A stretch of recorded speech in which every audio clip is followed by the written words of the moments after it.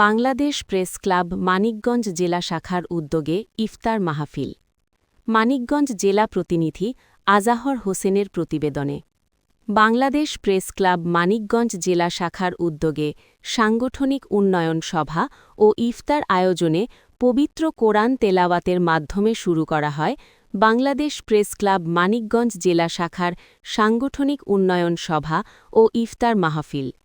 মানিকগঞ্জ জেলা পরিষদ মিলনায়তনে বাংলাদেশ প্রেস ক্লাব মানিকগঞ্জ জেলা শাখার উদ্যোগে সাংগঠনিক উন্নয়ন ও ইফতার মাহফিলের আয়োজনে উপস্থিত ছিলেন বাংলাদেশ প্রেস ক্লাবের প্রতিষ্ঠাতা সভাপতি সাংবাদিক ফরিদ খান।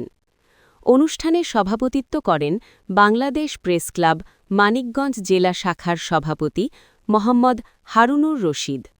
অনুষ্ঠানটি সঞ্চালনা করেন বাংলাদেশ প্রেস ক্লাব মানিকগঞ্জ জেলা শাখার সিনিয়র সহসভাপতি খান্দকার জিনাতুন নিসা মৌসুমী এবং সহ-সাধারণ সম্পাদক সাংবাদিক বজলুর রহমান।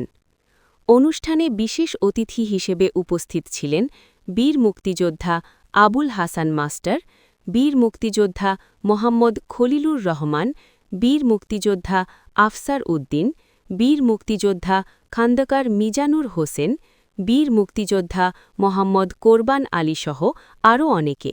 সংগঠন করে আমি জানি না, আমি কোনো প্রাপ্তির আশায় বাংলাদেশ প্রেস ক্লাব কখনোই করি নাই, আজ পর্যন্তও করি না, আগামীতেও করব না। আমি সবাইকে বোঝানোর চেষ্টা করি যে সংগঠন করে যারা প্রাপ্তির আশা করে তারা তোমরা একটু পিছনের দিকে রাজনীতির দিকে তাকাও। যারা অনেক টাকার মালিক হয়েছিল তারা আজকে কোথায়?